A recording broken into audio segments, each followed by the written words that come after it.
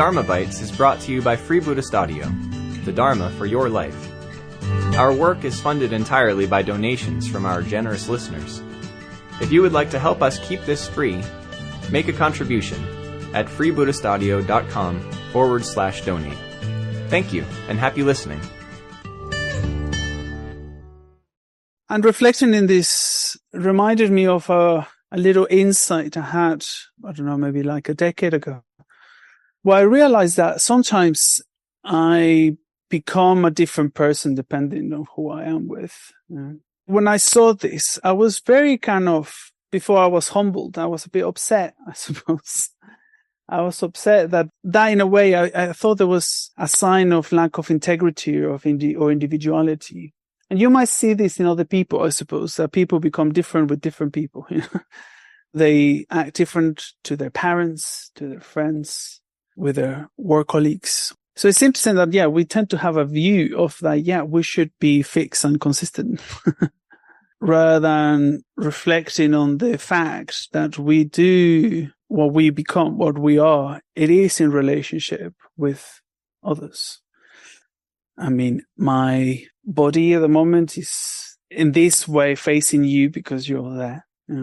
I am, my thoughts are also even more internally. If I see you sleeping, maybe I'll get more stress and I need to entertain you. If you're smiling, that's supportive, and that will have a physical effect on me as well. I might be less stressed, more tense, or more relaxed. Your state of mind, your quality of present is affecting my physical being, and the other way. I suspect you are in as much you're listening, or if not, you are here just in relationship. Yeah, there's these common sayings, I suppose, as well, of Vajranishta kept saying on the chapter last week, is context is everything. Context is everything. I can't remember what.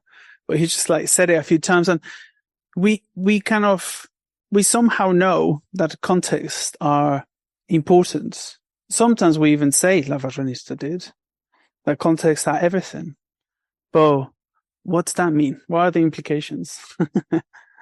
And there's also this popular saying, which ChatGPT couldn't tell me where it comes from. Tell me who your friends are, and I'll tell you who you are. Which I thought, it's quite an insightful little thing.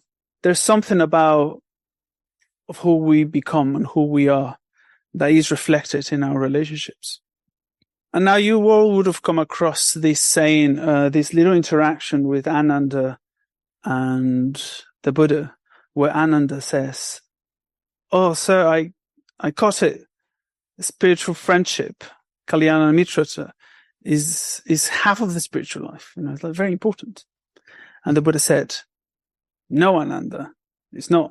It's the whole of the spiritual life." Probably most of you would have stopped listening as soon as I started saying that story, because we hear it all the time. But I don't think we have got what that means just yet. And in a way, I feel like with this set of reflections, for me, the coin has moved back down a bit more. Don't know if it has dropped, but it's on its way. Yeah, spiritual friendship is the whole of the spiritual life. What is a spiritual friendship if not a relationship? We hope you enjoyed today's Dharma Bite. Please help us keep this free. Make a contribution at freebuddhistaudio.com/donate. And thank you.